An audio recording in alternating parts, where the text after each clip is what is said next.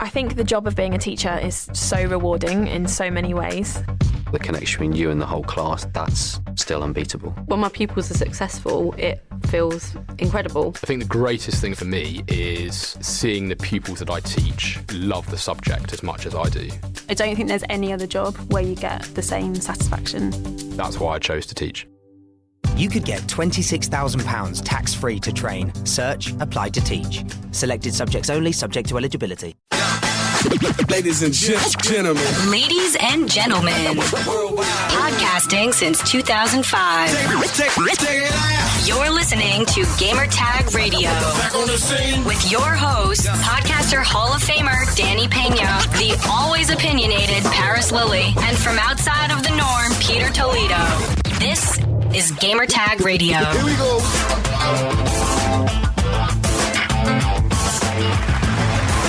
Welcome to Gamertag Radio, episode 738. This is your host, Danny, and joining me this week, co-host of the show, we have Paris in the house. What's up, Paris?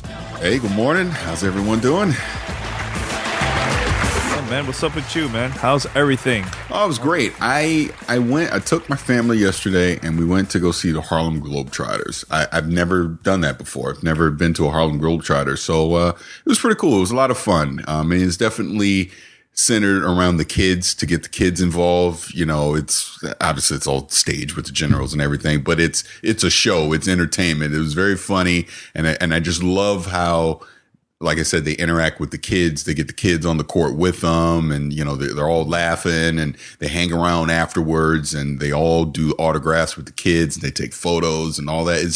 It's a great family experience to take your kids to. You don't even have to like basketball. It's not even about basketball. It's just about the experience of going to the Harlem Globetrotters. So a lot of fun with that. Highly suggested.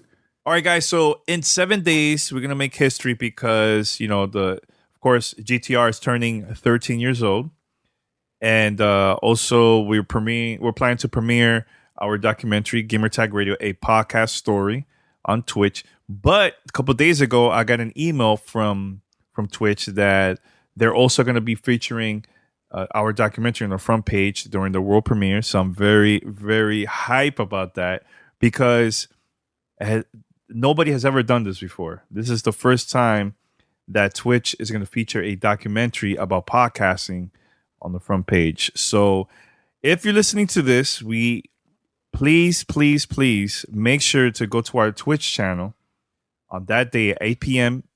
Eastern Standard Time, 5 p.m. Pacific, and watch it live with us, because even I know there's a couple people that probably seen it already. I sent it to a couple of friends from the industry, family, and so on. But I really want us to make history, man. And just we're thinking outside of the box, and we're trying to do new things, man. So I think this is something powerful, something really cool, and a big opportunity for not only for me but also for the whole crew, man, for the whole Gamertag Radio, and this is something very, very special to me, man. So if you can, make sure to watch it next week, Sunday night at 8 p.m. Eastern Standard Time, 5 p.m. Pacific, man. Paris, your thoughts about that, man?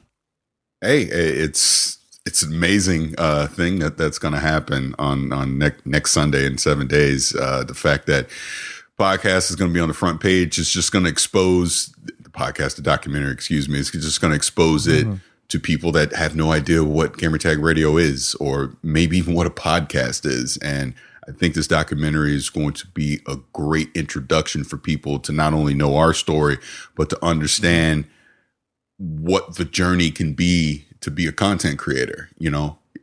Everyone starts from nowhere. You got to start from nowhere, and just the years of hard work that have gone into Gamertag Radio to get us to where we are today. It's fantastic. Again, seeing that documentary, I've probably watched it a dozen times at this point. I think everyone that gets a chance to see it is really going to enjoy it. Yeah, I had a conversation with someone that's part of the gaming industry. He used to work for a gaming site back in the days and stuff. And, we haven't spoken in a long time, so I sent them a copy and stuff. Like, hey, let me know what you think here, whatever, and, see what happens. So he hit me up like maybe almost like a week later. He hits me up. He's like, wow, dude, this documentary is powerful, man. And he also mentioned that it will be cool other sites for other sites to do that too, because there's a lot of history with, like, let's say IGN. He mentioned IGN. He mentioned I think Destructoid, GameStop. He mentioned like a lot of. He mentioned indies and mainstream sites that nobody's ever done this in the gaming industry, man. No one, and we're like the first one. So I was like, oh man, thanks. I wasn't even thinking about it when I made it. So when he mentioned that, I was like, man, that's true, man, because it's easy to forget, man, the stuff that not only us but other people had done in the past, man, that helped, I think, the gaming industry. You know what I'm saying? So it's good that we're releasing this, even if someone just started getting into games and they want to learn more about the history on stuff that's been going on in the gaming industry. This is like a perfect way to start, man. Watch this and do some research on about other sites and stuff, So this is why, to me, I think it's super important, man. Super, super important. Instead of just concentrating so much on what's going on now, learn the history and learn from us the stuff that we've done in the past, and you guys make it better for the next generation that's coming, So, but we're gonna talk more about what's gonna happen in the future with GTR and everything, man. So I'm excited, man. Very excited. So cool. Anything else, Paris, or you're good? No, I'm good. Let's continue with the show. All right, so let's do this. Head over to gamertagradio.com, post your comments and feedback. Make sure to listen and share with your friends. You also can find us on Apple Podcasts, Spotify, TuneIn Radio, Stitcher, and other podcast directories. If you listen to us through Apple Podcasts, make sure to post a review. That will help us out big time. All right. Send us your feedback or questions. Give us a call at 786-273-7GTR. Email us at fanmail@gamertagradio.com or leave a message on speakpipe.com/gamertagradio. All right, Paris, so let's talk about this, man, because this is a rumor, but it seems like it might happen. But I want to get your opinion about this.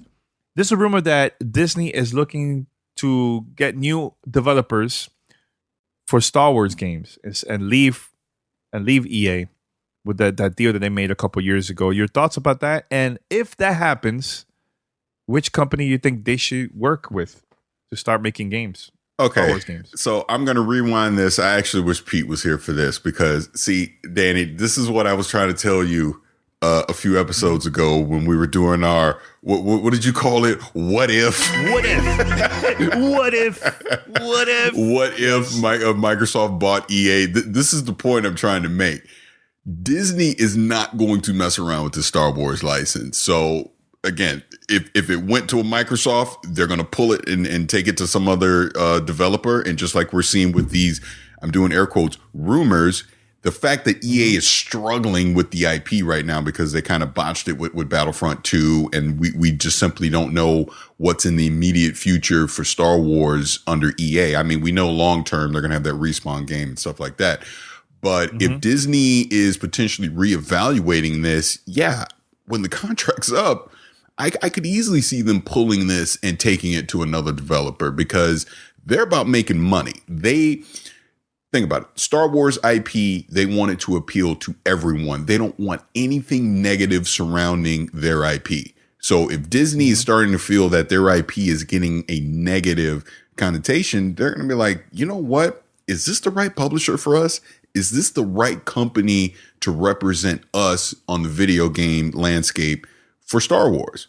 Maybe they're starting to rethink that. Maybe they're looking at their contract. Maybe even with the current contract, maybe there's an out clause. Like maybe EA has to hit a certain number, and if they don't hit that certain number, or Disney has the right to reevaluate it, pull it, and send it to someone else. This is all, as Danny was saying, this is all what if, right? I'm not saying this. Not saying this is happening, but let's just pretend that it is. Let's just pretend that Disney is looking to pull the IP away from EA and shop it somewhere else. Like I said a few weeks ago, in my opinion, the most logical one would be Ubisoft. I mean, they obviously have the size and scope and the studios to be able to support something Star Wars related. They've, it's rumored they're already working on an Avatar game, as an example from when the next Avatar movie comes out. So they would be my first choice, would be just give them over to Ubisoft. Beyond them, God, I'm trying to think. See, I wouldn't say 2K. I wouldn't say 2K. No. I'm trying to think Nope, I beyond don't see Ubisoft. That would make the most sense. Activision. Yeah, isn't that what I think when I was joking around, isn't that what I originally said? I think I said that a few weeks ago, Activision. But yeah, Activision would be the next one, would be Activision. But yeah, my first choice would be Ubisoft and then probably Activision after that. All that said though, I think this is all just rumor. I don't see the Star Wars license going anywhere. I think EA is going to put everything they can behind that IP to satisfy Disney to make sure that they keep it, because it's just such a huge moneymaker. You don't want to be the publisher that loses Star Wars, because that is not a good look. Mm-hmm. Well, the reason why I think this is going to happen, because, dude, Paris, we heard this behind the scenes too. Like when Disney's working on a movie, and the director, they're having issues or something, they right away change the director and get somebody else, man. Disney's like that. But especially if it's giving the franchise a bad name, they're going to move on, man, and get somebody new. Yeah. So I know this is all rumors, but I see this happening, man. I can see this big time, because not only it's a business at the end of the day. Yeah, it is. Disney doesn't want the franchise, especially Star Wars, to go downhill. They want this franchise to grow and create a bigger buzz, because it's going to help them, to get more money for the franchise. So, yeah, dude, this was a failure compared to the first Battlefront game. Yeah, it's crazy that we say it's a failure compared to the first one, but they still shipped 9 million. So it's not a failure, but it's a failure by Star Wars standards, because that's how big that IP is, that, it underperformed even shipping 9 million units, in the last quarter. But I don't think it's going to happen, because I keep going back to Respawn.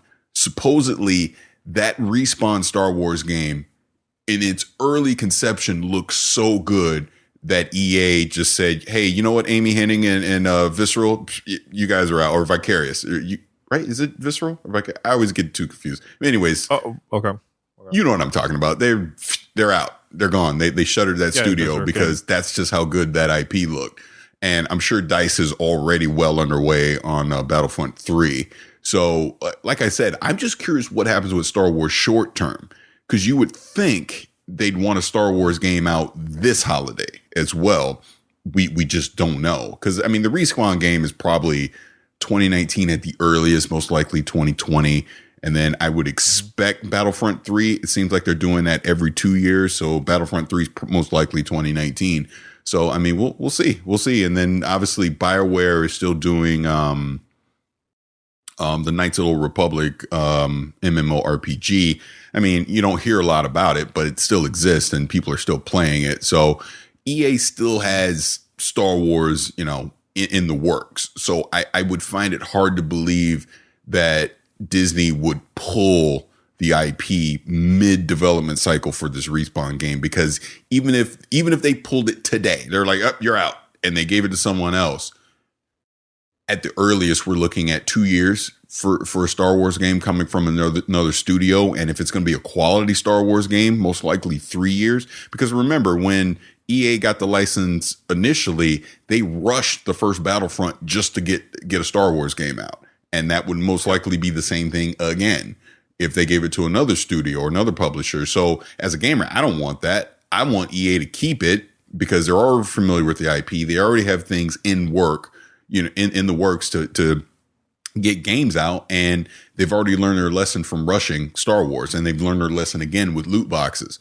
with Star Wars. So let EA keep it. Let EA do what they're going to do with Star Wars. I want the look. We know those guys at Respawn. We know they do amazing work. So I want that Respawn game. I want to see what it is, because we know it's going to be a quality title. So please, I hope the rumor's not true. Just if anything, I hope it's a rumor that was potentially started by Disney just to light a fire under EA to make the best possible game they can. That's all I would want. You know what? That's possible too. I can see that too. Yeah. I can see. But see, it's good that it's Respawn, because I want a different developer to work on this game instead of just DICE. So it's good to change it up. It's good, and you never know. Maybe that will be the game that will blow up and create a bigger buzz for Star Wars. Well, you know, I know this is a video game podcast, and what I'm about to say is blasphemous, but overall, I'm actually concerned about the Star Wars IP as a whole because, look, Episode 8, love it or hate it, controversial. They're obviously taking it in a different direction. Sorry, that Han Solo movie just looked to me, so I have no excitement for it. We know that I almost wonder, are we getting too much Star Wars at this point? And again, I know this is about video games, so I won't go too much into it, but it seems like we're getting a little too much with that IP right now because the Game of Thrones guys got a trilogy. Rian Johnson got his own trilogy. We know Episode 9's coming. Are they going to do a Boba Fett movie, Obi-Wan movie? It's like, when does it, let's slow it down a little bit. Star Wars is special because when it comes around, it's an event. But if we got Star Wars movies and like 2-3 games every year, then it's too much. It starts to be too much, in my opinion. See, when the early days when Star Wars came out, we wanted a like the movie to come out every year, right? And now that we have it, now we're like kind of concerned, like I don't know. I think they should just slow down for a little bit. I mean, we'll but see. I don't see if it's all quality stuff. I mean, look at Marvel. And I was just doing the math in my head. By the time we get to Ant-Man, they've done like 6 movies in a year, in just a little over a year, that have come out from Marvel, crazy. Which is crazy. But you know what? They've all been good. So I'm not complaining about that. So it's almost a thing of, if you're churning out quality, compelling content, no one's going to complain. But if you start to put out average to lukewarm content, then people are like, dude, come on, slow this down. Get it right. I'd rather have one movie every couple of years and it's amazing versus 5 movies every couple of years and they're all just so-so. And that's kind of what I'm saying. I know this is video games, so we get back to video. Yeah, of course. Yeah. But I mean, we're into the whole, movies and stuff too. But before we go to the next topic, Paris, I think the thing that I've been hearing is that there's been issues with not only with the director, but also the actor that plays Han Solo. I heard he's kind of hey, you ain't got to go with the hearing. Go watch the trailer. Tells you all you need to know. That dude can't act. That's the problem. That's why they brought Ron. That's why they fired the other 2 guys, and then they brought in Ron Howard, and he's basically completely reshot the movie. And again, rumor, they got that actor for Han Solo acting lessons because he can't act. That is not Han Solo. Look, I know we're going way off the deep end onto this, but that dude cannot act. I watched the trailer and I was like, eesh. Ooh, I hope they focus on Chewie or something because that dude can't act. I don't know. They should have made a Lando movie with Donald Glover. Is what they should have did. They should have, right? Yeah. They should have, man. Cool. All right, so we have a lot of fan mail questions. That's voicemails and emails. So let's go with fan mail. Fan mail at gamertagradio.com. All right, Paris. We have emails, voicemail. Should we start with voicemail? Yeah. And I will go ahead and play the first one right now. Hello, this is Brad Davis, aka BGamer90, around many gaming parts on the internet. Just wanted to comment on a few things. First of all, 2017 was pretty hectic for me. Had a lot of toxic job situations involving HR, unfortunately, and it played a role in me switching day jobs pretty frequently over the course of the year. And listening to your podcast during work made those situations easier to deal with and made the work day go by faster. So I definitely appreciate you guys making really good content for people with my interests and making us go through our days faster and then with more positivity. Anyway, I wanted to comment on 2 things. One is the success of the Nintendo Switch. Previous podcasts, you guys have made frequent mention of the Switch's success, and recent news has came out about the Nintendo Switch finally surpassing overall Wii U sales, even though the system isn't even 1 year old yet. So I wanted to ask each of you, what do you feel is more impressive or the bigger news? The fact that the Wii U sold really poorly, worse than the Dreamcast, or the fact that again, the Nintendo Switch has outsold the Wii U within its first year. Because, I mean, on the surface, it sounds very, very impressive, but you have to remember how poorly the Wii U did. It was pretty much a flop. So I wanted to ask you guys that, and also I wanted to comment on what Paris said about next gen and 4K 60 frames per second. While that will be great, I personally think that we'll still see many 30 frames per second games in the future for the next gen console. All right. So I want to thank Brad. He actually talks to him on Twitter all the time. He's a good dude. Yeah. And I think you just won the crown for longest voicemail. I don't know if people on podcasts are here, but that was a long voicemail. So San Diego, you are off the hook.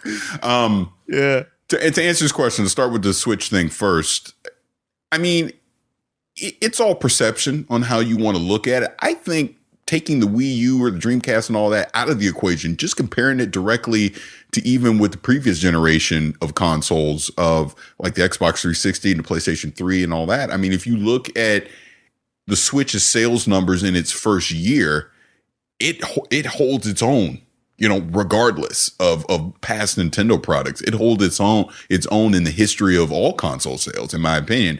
Now, the Xbox One and the PlayStation 4, even more specifically, obviously is sold at just absolute historic levels. And I don't think anyone's expecting the Switch to sell at PS4 levels. I don't know. That's just like, again, that's never been done before. But for Nintendo and what we expected, you know, coming in to when the Switch came out, look, you remember me, I was like, man, I don't know about this thing. And then obviously I was wrong and it won me over. It's a fantastic piece of hardware. And I mean, it's selling fine and it's showing no signs of slowing down right now, as long as Nintendo can get more third-party buy-in, and obviously with them being the greatest developer in the world, continue to pump out hits from their own internal studios.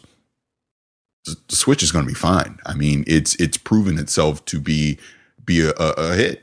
I mean, like I said, regardless of the Wii U or the Dreamcast or any of that stuff. So I don't know, Danny, you want to jump on it? Yeah, and the most important thing, it doesn't matter if it's powerful or not. What matters is the games. Mm-hmm. And just a couple of days ago, Bayonetta 1 and 2 just got released. They're working on 3. Yo, I'm a huge fan of the game. And now I'm going to be playing this game on the go. On the go. I'm traveling, Bayonetta. I'm traveling, play Rocket League. I'm traveling, play Doom, Mario Odyssey, Mario Kart, Zelda. And there's going to be even more games coming out this year. That's fantastic. You can't do that with a PlayStation 4 and Xbox, you know? Yeah. So speaking of that, again, the power of the Switch. So when I was flying back from Orlando, you know, when we did Podfest, I'm flying back home to San Diego, and hey, I was in the exit row. I pulled down the tray in front of me, put the Switch on it. I went in my bag. I grabbed my controller and I just leaned back and I was sitting there playing Mario Odyssey. You should have seen these kids. They were peeping around the seats and looking. The stewardess is looking over like, what is he doing? I'm like, I'm playing Mario and none of you guys can stop me. This is great. Played it for like 2 hours straight on the plane. It was great. And that's what the Switch can do. And that was me doing the extreme version of it, because I literally used the controller with it, but I didn't have to. I could have held it in my hand just with the Joy-Cons. You know what I mean? Or I could have took the Joy-Cons off and sat on there and did it that way. But it's the flexibility and the options that the Switch gives you. And it's like, let's be real.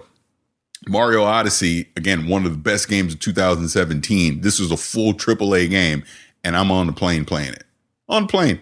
Uncompromised, playing it just the same way I'd play it at my house if it was connected to a television. And that's what's great about the Switch, and that's why I love it.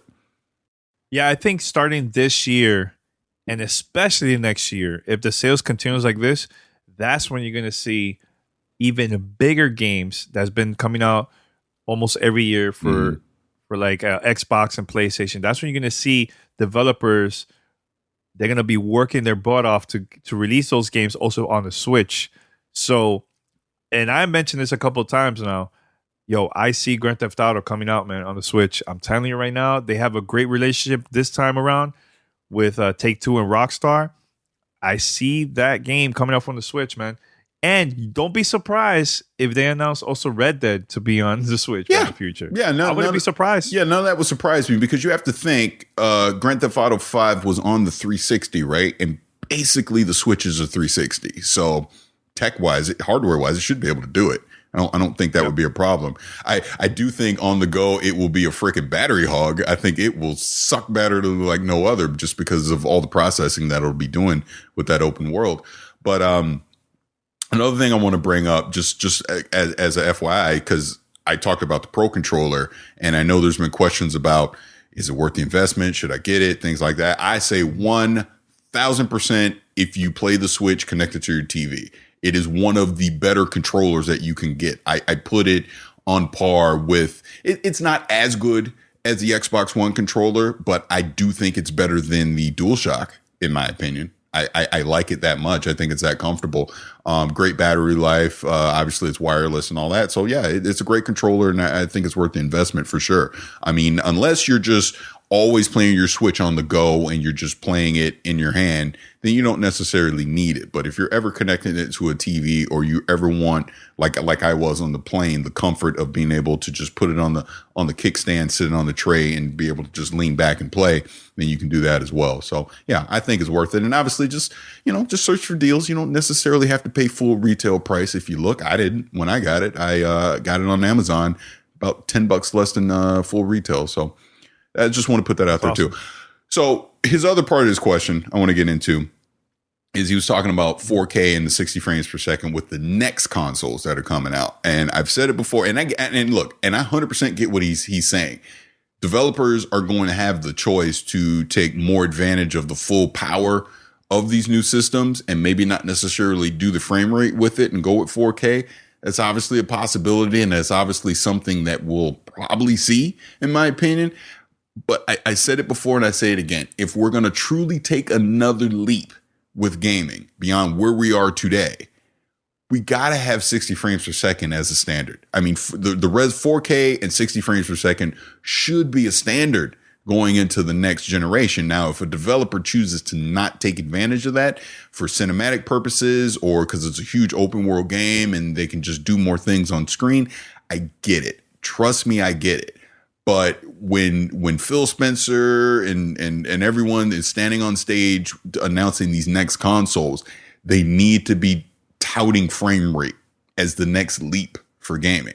We got to get past 30 frames per second on the console. We got to start having 60 frames be the norm and not the exception on gaming. And that's what I want to see with the next console. So if we're not having that conversation, if we're simply just talking, yep, it's 4K HDR, 30 frames per second, but now we got 10 more enemies on screen. To me, that's not taking gaming to the next level. Like when we play Cyberpunk 2077 and all these great games, I want them on a console at 4K, 60 frames per second in an open world. When the next Grand Theft Auto, all these things come out, I want 60 frames to be the way that you play these games. That's the kind of visual fidelity I want to see, because anyone that's played, I give you this example. Destiny 2. If you play Destiny 2 on the PS4 at 30 frames per second, it's 4K and it's HDR. I'm telling you right now, you play that same game on the PC at 4K HDR 60 frames per second, is a different game. It's a different game, just in the fidelity and the smoothness when you're playing it. And I want that across the board. If I can choose frame rate, I'll always choose frame rate over resolution, because it does make that big of a difference. But like you said, they're not going to go into that next console gen touting 1080p 60, because then people are going to look at that as a step backwards. They're going to go, well, why aren't we doing 4K? Xbox One X has already proven that they can do native 4K and with these games. It can't hit 60 frames per second. It's doing 30 frames per second. So if the next Xbox beyond the Xbox One X should be doing 60 frames per second. It just should. If it's not, why did we replace the Xbox One X? What's the point of it? That's what I'm saying. So, but I get his question, and I know you want to comment on it, but I appreciate the question he had on it. I mean, it's a great topic, and this is all just speculation at this point. We don't know. We probably won't see these next consoles for another 2 to 3 years at this point anyway. So just good conversation. No, keep on with the questions, man. I love answering questions from the listeners, man. So if you haven't had a chance to ask those questions, go for it. Send those questions, man, for GTR. All right, I'm going to go with, this is an email. This is from Adrian. He said, hey, guys, question. Do Sony need to get the games they've shown at various events for over 2 years released. I know Sony have always shown games running that and wow the crowds, but then show them again and again, year after year, which I've been saying that many times in the past. So he wrote down a couple games here. He says Spider-Man, time's up. Days Gone, time's up. Detroit, time's up. Then late 2017, we were shown Death Stranding. There is no date for that. Dreams, which has been now, 2 or 3 years, something like that. Shenmue, he wrote already 15 years late. Your thoughts? Thanks, Adrian, for the email, man. Paris, what do you think about this, man? I think Sean Latham at PlayStation Experience basically laid all this out already, that they're aware that they have a date problem. You know, they made fun of themselves about it. I mean, he's right in the sense that time's up on a lot of these things, but Detroit's coming this year. God of War's coming this year. Spider-Man's coming this year. Days Gone is not coming this year. Dreams is not coming this year. I'm of this way, and I see both sides of it. I'd rather Sony not give me a date and then have to delay it versus them waiting until they are sure they can hit a date and then announce it. God of War is a great example of this. God of War is coming April 20th. They waited until a few weeks ago to finally say, yep, it's coming April 20th. And now we know. Did it hurt the appeal of God of War that I didn't know the date a year ago? No. I mean, we knew it was coming at some point. We still don't truly have a date for Detroit or Spider-Man, but I mean, we pretty much know they're coming at some point this year. They'll probably wait to E3 or something to put a date on Spider-Man, and then we'll all be excited and run out and go pre-order it when it comes out in probably October and November, right? I get what he's saying, but it's one of those things where it's like we've said before. When a game gets delayed from a date that they promise, we all say, hey, if you got to delay it, do what you got to do because I don't want to rush the game. So Sony could have been promising dates for the past 2 or 3 years on all these games, and all of them probably would have got delayed.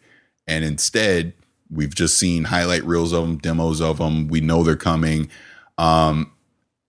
What I would like to see, the compromise I would like to see is at least Sony put a year on when we can expect the games come out. So like 2 years ago when they debuted God of War and, they showed that great, that demo at E3 to start it off and all that thing, maybe just say 2018. And then everyone would at least know, all right, let's not speculate on when God of War is coming out until we get to 2018. Same with the rest of the games. They should at least have a 365-day range on when they can expect these games to come out when they're going to debut them. And the same goes for Nintendo, same goes for Microsoft, all of them. Another example, again, talking about Cyberpunk, CD Projekt Red. We know Cyberpunk's coming. They've been talking about it. They've been hinting at the game for 3 years already, but none of us are expecting it this year. We all expect it probably in another year to 2 years. I'm not complaining. I mean, it is what it is. But that's a different case, Paris. I can understand talking about it and then stay quiet. That's fine. But how are you going to announce a game, show it at the press conference with no date, so people that doesn't know much about like the gaming industry and they see the trailer like, oh man, it's coming out this year. That's it. They show it during E3. I'm buying the PlayStation. That's why Sony has always been doing that. Every year they'll show a game that they showed it 3-4 years ago. Look at Agents. Agents was announced, oh my God, during the PlayStation 3. And they said that was going to be a PlayStation 3 exclusive. What happened to the game? Crickets. We haven't heard anything about it. So I feel like companies like Microsoft and Nintendo, they've always been showing games, but it's either coming out that year or the year after that. They always, unless it's like, this is buggy and then they delayed it, but it's rare when we get to see something like that from Xbox and Nintendo. But PlayStation, they're known to do that. So then when they do that, when they show a game that's not coming out like in 3-4 years, then everybody will say, okay, this was the best E3 press conference ever, or best review compared to Xbox and Nintendo. And that's why I always say that I'm getting sick and tired of that, man. Okay. I'm getting sick. It's good at the moment to hype it up. Look at me. I pre-ordered Shenmue years ago. It's been a couple years. Crickets. We haven't heard anything. And it's like, as a fan, as a fan of that game, I'm getting kind of frustrated. It's like, why announce it 3-4 years ago, and now for the past 2 years we haven't really seen anything, man? Do you think that's fair? Okay, that's not fair. I put money. I put money for that. Here's what I'll say to this. I'm just gonna sword and shield Sony for a minute because I was getting a little too friendly with Xbox the last couple of weeks, right? Oh, that made me laugh. No, but just look at it this way. Whatever they're doing is obviously working. You want to know why? Because they've sold over 75 million PlayStation 4s. So you may not like that they hype games early, but people are still buying their system and it's working. So in that sense, they don't have any incentive to stop doing that. They don't have incentive to wait until the year of to start announcing these games. They're going to continue to announce them 2-3 years out and not put a date on them. And like I said, they've acknowledged that, you know they do it and they made fun of themselves, but they keep selling. They keep selling. You know what? It's going to work now for this generation. But let me tell you, man, the consumers are so smart. How do you know? That they're going to get tired of it. You know? It's not going to. But why? They're not tired of it now. It's not going to work next time. But they're not tired of it now. It's not going to work on the next generation. Paris, it's not going to work on the next generation. I disagree. People are going to get tired. I disagree. All right. So they show Final Fantasy. What happened with that game? I know. They show Crickets. Kingdom Hearts. Crickets. You know, there's a lot of games that has been announced in previous years. Still crickets from Sony. I'm not a fan of that, Paris. I think that's unfair, man. As a fan of games, that's not cool. Okay. If it would have been, if let me tell you this, if it was Xbox doing that, or even Nintendo doing that, everyone will be complaining. How do you know? But it's because. But how do you know? Because they're not doing it. People People are complaining for Sony. People are complaining, man. I'm telling you, man. No, that event that they had in December, PlayStation Experience, a lot of people didn't like it because they didn't. First of all, they didn't like the format, how it was. 2, everybody was waiting for Days Gone and other games, and they really didn't show anything about it, man. So I personally think it's not cool, man. That is not cool at all. Announce a game when it's ready. When it's like, okay, a year or maybe 2 years, not 4 years. Not 4 years and show it every year at the press conference. Come on. I'm not a fan of that. Okay. So you'd rather them not show, you'd rather we not know anything about The Last of Us 2 right now. That's what you're saying.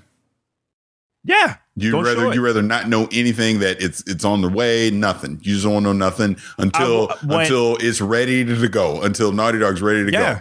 Yeah, show it a year before it comes out and the year after that. But almost every year for 3-4 years, how's that hyping me up? It's like, come on, dude. Like, dude, that's too long.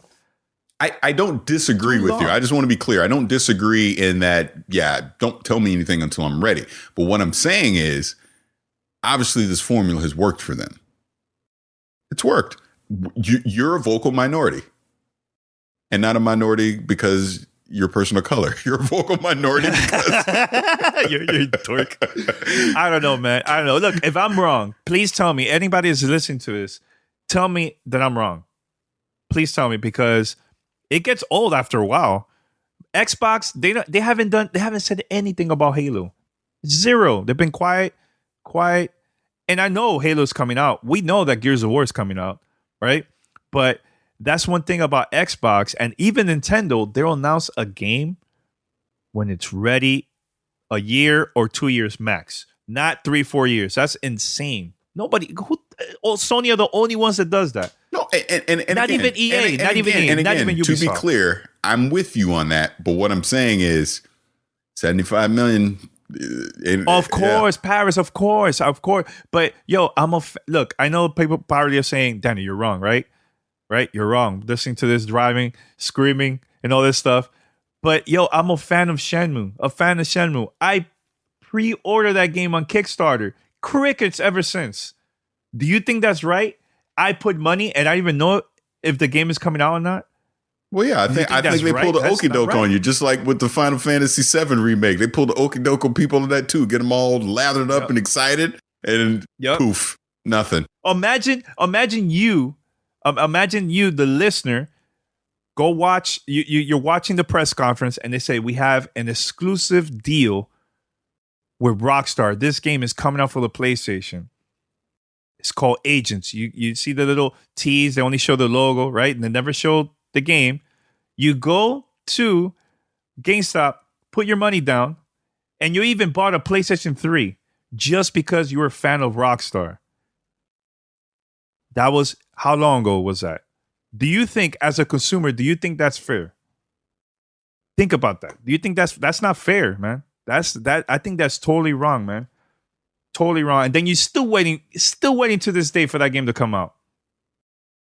That's the problem that I've been having with Sony. And when I say something like that, people will say, "Oh, Danny, you're just hating on Sony." Nah, man, it's not hating on Sony. It's just, it's wrong. As a fan, you hype me up, and I'm there waiting, and the game never comes out. It's like, come on, dude. Again, that's the issue that I have. Again, and I'll say this for everyone that's listening and or watching us on Twitch. I do not disagree with what you're saying.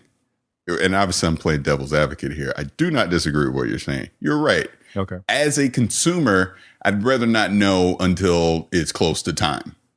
But what I'm saying, and I'll say it again, obviously this strategy by them has worked, because despite what some people may think, they've sold over 75 million PlayStation 4s, and they're setting records with this, despite the vocal minority criticism that they've gotten over the strategy. And look, I know this is just a whatever conversation. I mean, this isn't impacting anything in any big way, but I'm just saying that it works. And yes, it gets old. Of course it gets old. But the average person, the people watching this on Twitch, listening to the podcast, we're the hardcore people.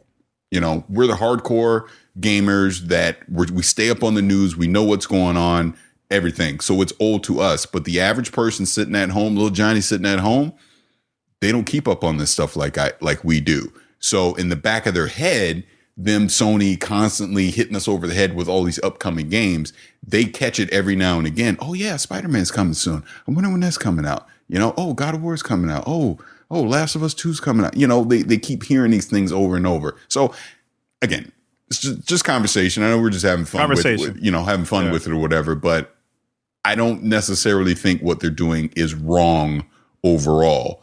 It's just annoying, if that makes sense. Yeah. I have another email here. This is from Juan. He said, "Hey guys, I've been listening to you guys for the past 2 years when I first discovered the show on Spotify. I just recently made the switch to Google Play Music, and I was wondering if there's any intention of you guys uploading there as well. I currently have Stitcher downloaded just for your podcast. Thanks, and keep up the hard work." Juan from Phoenix. Juan, thanks a lot.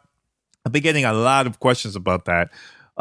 Right now, we don't have plans to be there, Google Play. Because the thing is, we signed a deal with CBS, so they're the ones right now handling that type of stuff.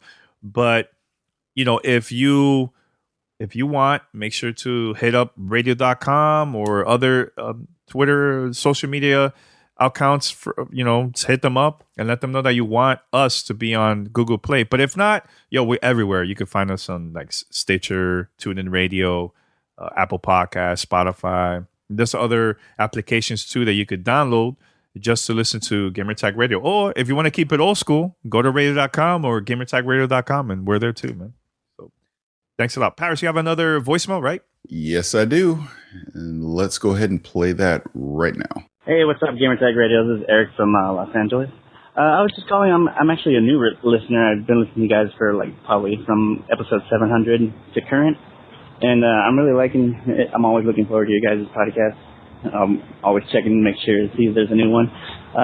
But with the upcoming release of Far Cry 5, which I'm really excited for, I want to know if you guys had any information as to why they got rid of the gun conditioning system that they had in Far Cry 2.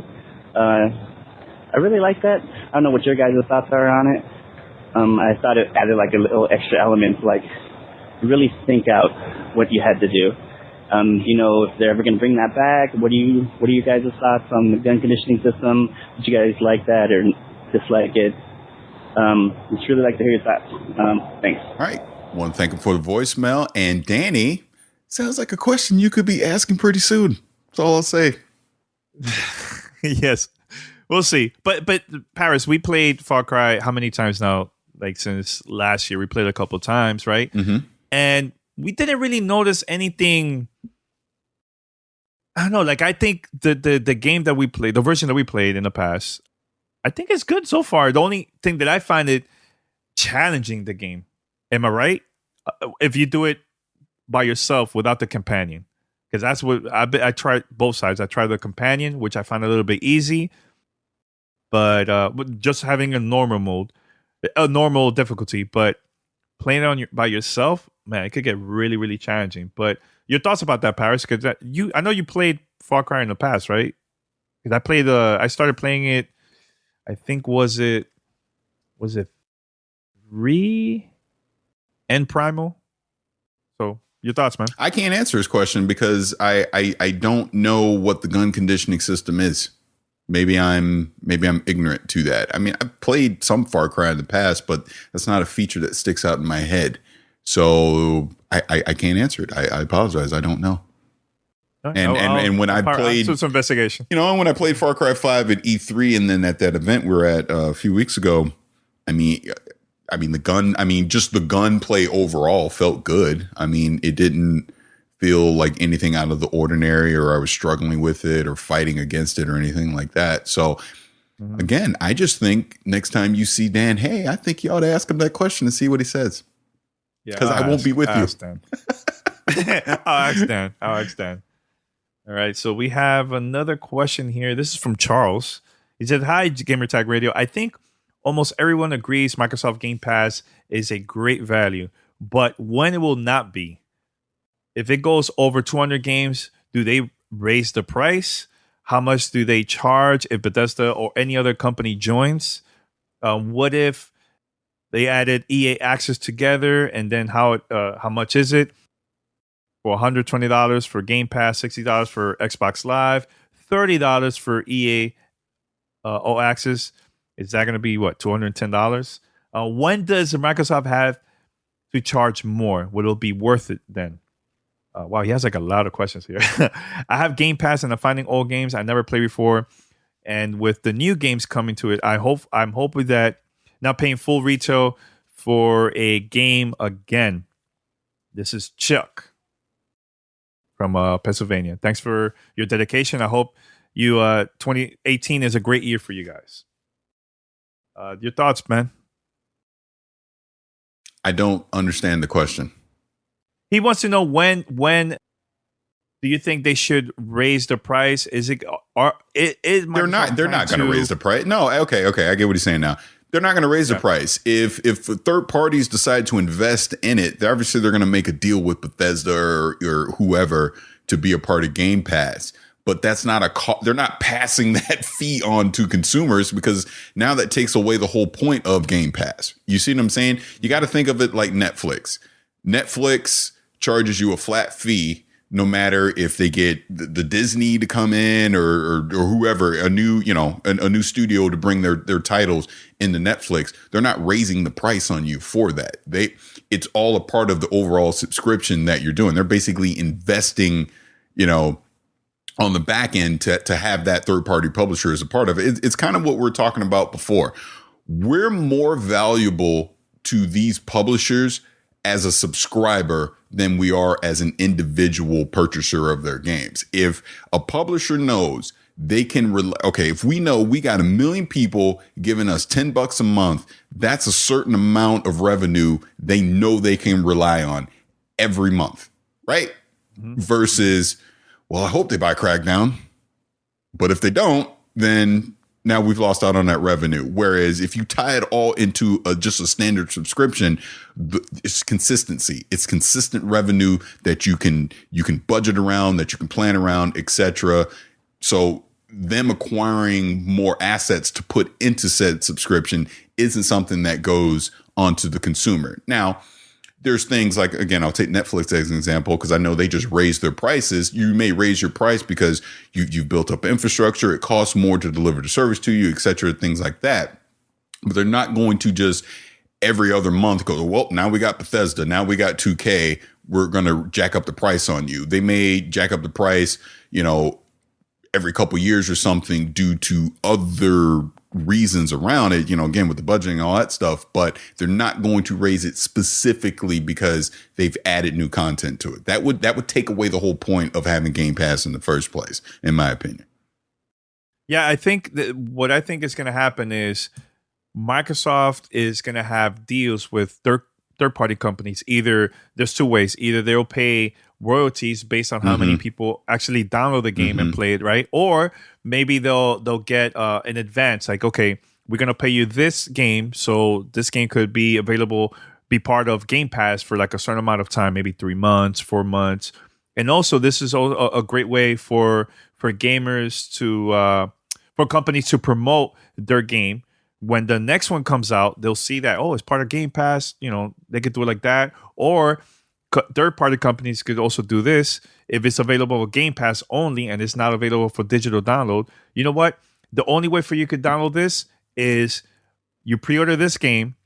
Let's say, let's make believe Red Dead Redemption 2. You pre-order that, you get the first game for free digitally. Like that's how I could see that happening, So if you use Netflix or even Spotify, Apple Music, and all that, all these services where all you have to do is just stream. Remember, all those companies are also paying for the artist and the music label based on royalties, how many times you stream it and stuff like that. So I could see that happening, And it's easier for Microsoft to do first-party games because that's their game. So they don't need to make no deals. They don't need no royalties for that, right?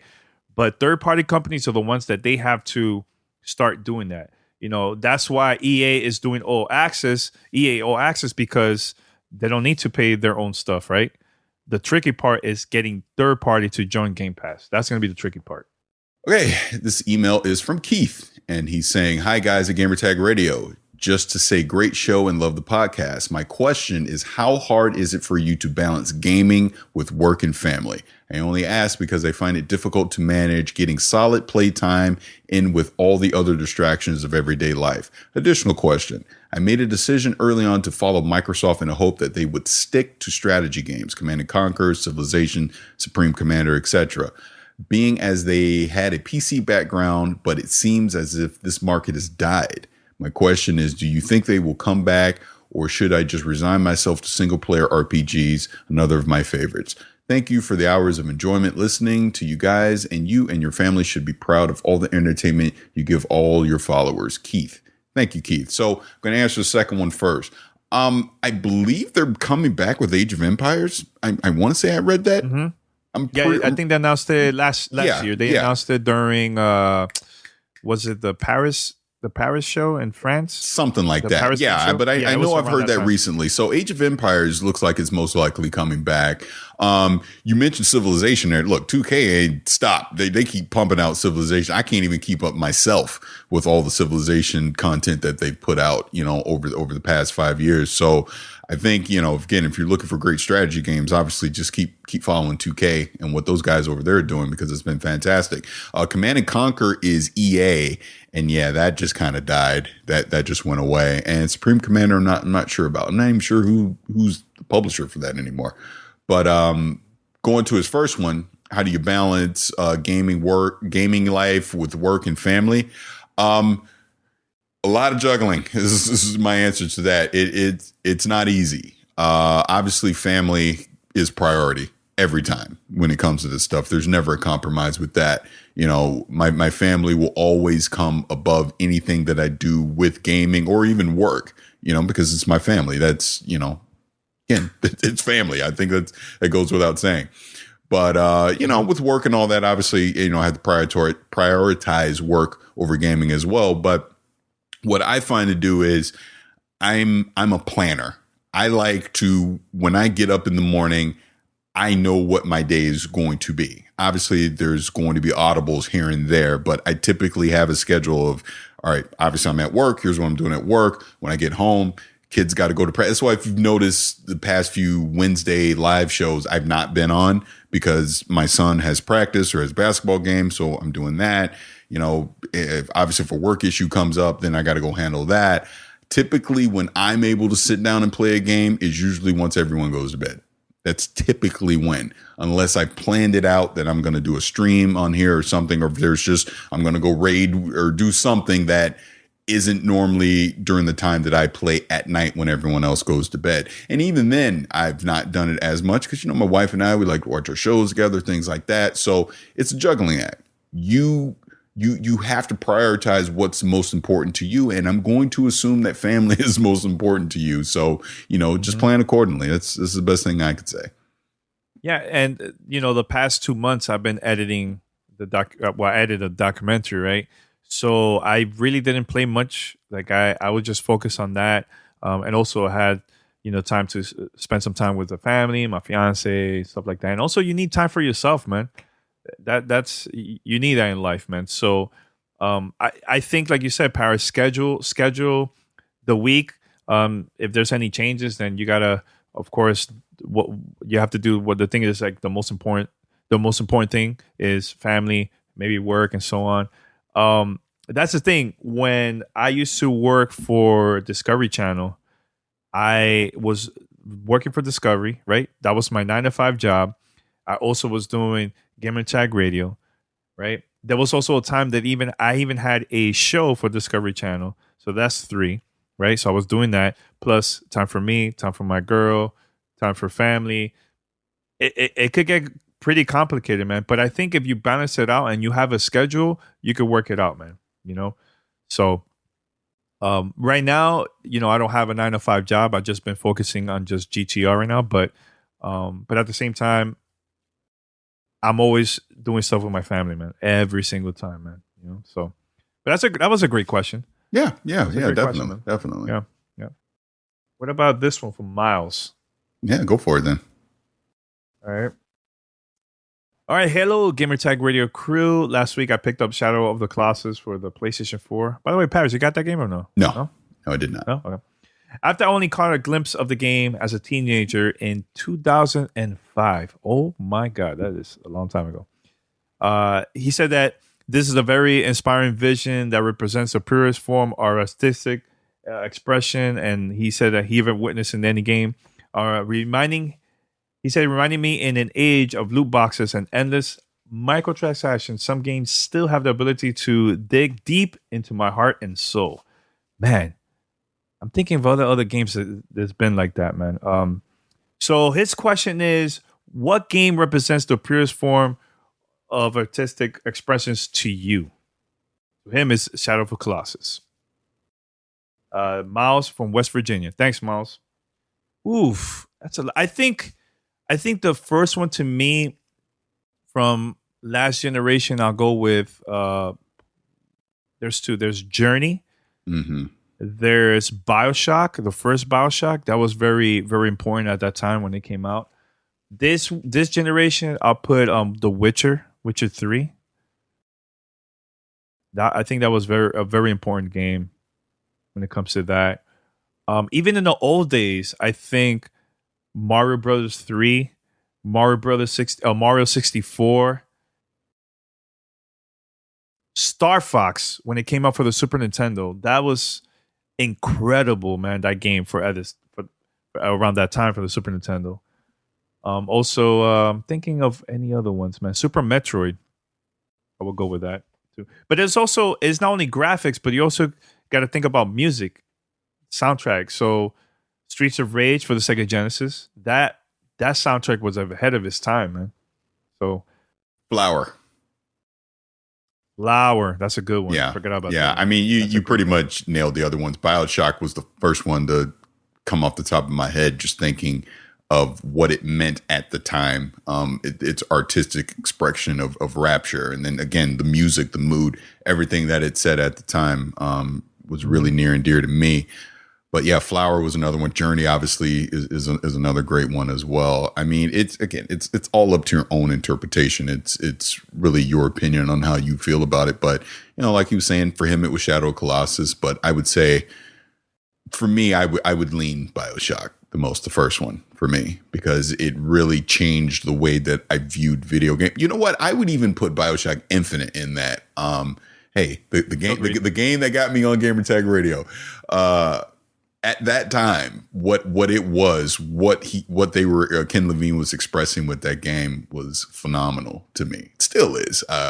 Ironically enough, I think the DLCs actually took away from the original BioShock Infinite, but overall, it's still one of my favorite games ever. Yep, totally agree, man. That was a great question, man. Yeah, absolutely. Keep it up, guys. If you have never sent a question, send it. Go right now. Go to fanmail@gamertagradio.com or give us a call, man, a voicemail, man, 786-273-7GTR, and leave some questions, man. Or you also could go to speakpipe.com/gamertagradio. You could also leave a message there through your phone or also through your computer. Super easy, man. So we could start great conversations. So keep it up, man. Paris, anything else before we wrap it up? I'll just say on the record for the podcast that Black Panther was phenomenal. The more I'm going to go see it again today, by the way, but the more I think about the movie and the message that it was telling, the more phenomenal that movie is. The cast overall was amazing. I think Michael B. Jordan just stood out amongst all the greatness that cast was as Killmonger. Again, I'm not going to spoil anything because I think it's something everyone needs to experience. But I will say this, and I want to say it on the podcast because I'm a grown-ass man and I'm just going to speak my mind. I am African American. Obviously, Black Panther means a lot to my culture, my people, where I'm descended from. Obviously, somewhere along the line, I'm from African descent. It means a lot to people of color, this movie. It just does. But at the same time, this movie is for everybody. It is not just for me. Look, black folks don't have exclusive rights to Black Panther. That is not anyone that tells you that should be slapped upside the head. Yeah. This is a movie that has a very important message that everybody needs to see. We all need to embrace it and celebrate it. And my God, Danny, I don't know if you've seen the tracking numbers for what Black Panther's doing this weekend, but they're saying it's on pace to do something crazy like 220 million, something like that. It's just insanity. Is that the highest for a Marvel movie? If it hits that, it'll top Age of Ultron. It will be the highest opening weekend for a Marvel movie, period. Which is crazy. That's dope. That's dope. But the thing sends a strong message. Yeah, it really does. But the thing that I want to say on that is because again, I love that you're seeing so many people organizing, getting kids to go see this movie, churches, youth groups, things like that. Titus O'Neil from the WWE, because we're talking about this in the private chat. He's from Tampa. He's from where I'm from. He got together with some of the Tampa Bay Buccaneers. And originally, he was just trying to get 200 kids to go see the movie when it opened. They worked together. They got 2,000 kids in the Tampa area. Wow, a private screening Thursday night to go see that movie. It's freaking amazing, man. And that's what I love to see. It's unifying people. It's bringing people together to go see this movie. It's not just a comic book movie anymore. It's literally an event. It literally is. Like the fact that last night during the slam dunk contest, Michael B. Jordan and Chadwick Boseman were at there, and actually Oladipo put on the Black Panther mask and did a dunk with the Black Panther mask on, and the crowd erupted. They loved it. It fills my heart with so much joy that, it's just a silly movie. Say whatever you want. Yeah, we get it's a movie. Wakanda ain't real and all that. But what Wakanda in this movie represents is way more than that. And that's what excites me about this. And my kid, like I said, my son had the Black Panther mask on when we went to go see it. He's running around screaming Wakanda forever and all this stuff. Just put a smile on my face. And that's what this movie was trying to do. And I think it succeeded. It went beyond expectations, to be honest with you. So very happy with Black Panther, and I just wanted to say that. So I'm done. Yeah, I definitely want to go to the movies and watch it again, man. It was so good, man. So good. Soundtrack, phenomenal. Oh my God, that's phenomenal. Dude, I've been listening to it. Yeah, I've been listening to that for the past couple of weeks. This is amazing. So there's two soundtracks. There's the hip hop version with Kendrick Lamar, TDE. That's all there, and also the orchestra, man. That was. Oh my God, it was so good. Goosebumps, man. Goosebumps. But yeah, Michael B. Jordan, I think one of the best villains I've ever seen in any movie, man. Because thing that I like about Daredevil, right? The first season is I really like Kingpin, man. I feel bad for the character, right? So it's hard. It's rare to see something like that from movies in general, because usually when you see a villain, you're like, I don't care about this freaking villain. Yeah, he's bad, whatever. You care more about the good guys, right? But Black Panther is a game changer, man. It's a freaking game changer. So I can't wait to see, hopefully, the sequel, which I know they're probably going to work on that in the future, man, because this is history, man. Oh, of course. I mean, Kevin Feige has already come out and said they want Ryan Coogler to come back and do the sequel. So that's happening. Oh, that's dope. And again, I'm not going to spoil anything by saying this, but for me, and again, I'm a grown-ass man, so I really don't care what anyone thinks that I say this, but when Michael B. Jordan says what he says at the end, this is not a spoiler. I'm not going to say what it was, but what he says at the end, that got me. That absolutely got me, because it means so much to me on what he said and knowing the history of African Americans in this country. And that's all I'll say. That got me emotional when he said that, for sure. And the first time you see Wakanda realize, when they come into Wakanda and you see all of Wakanda, that struck an emotional chord with me as well, because it doesn't have to be real, but it's something that as a kid, I grew up reading in the comics and always fantasized about what Wakanda would look like in real life. And to see it in that movie and to see it fully realized, I'm like, my God, I never thought this would be on screen. I never thought we would get something like this on screen. As an African-American kid from St. Petersburg, Florida, I never thought I would actually see something like that on screen. And I'll say this one last thing. It also made me happy that I didn't get to go to the 7:00 show for the movie, because I always got I like to call my little secret theater that I go to and I take the kids. I never get advance tickets. We just go and we get in and see all the Marvel movies. Man, I showed up at 6:00 and it was sold out. And I thought I was early and it was sold out. I had to go to 7:45 show. And even the 7:45 show sold out right after I got my tickets for that. And then the 8:00 shows, it was like people were there, and it was people of all colors and creeds. It wasn't just black folks. Even though we turned out for it, but it was all folks that were there to see that movie and was excited for it. So overall, Thursday night was a very happy night for me. Really was. It was an event. Really was. A very historical event. Yep. So, all right. So head over to gamertagradio.com, post your comments and feedback. Also, you could go to Apple Podcasts, Spotify, TuneIn Radio, Stitcher, and other podcast directories. Make sure to subscribe, follow us, post a review, spread the word. And next week when you listen to this, just a couple days, 6 days or whatever, Sunday, 8 p.m. Eastern Standard Time, 5 p.m. Eastern Standard Pacific, we're going to world premiere Gamertag Radio, a podcast story. That's going to be an amazing, amazing night for us, because that's the first time that Twitch has ever done this. Ever. So let's make history together. Watch it live with us. Get your popcorn.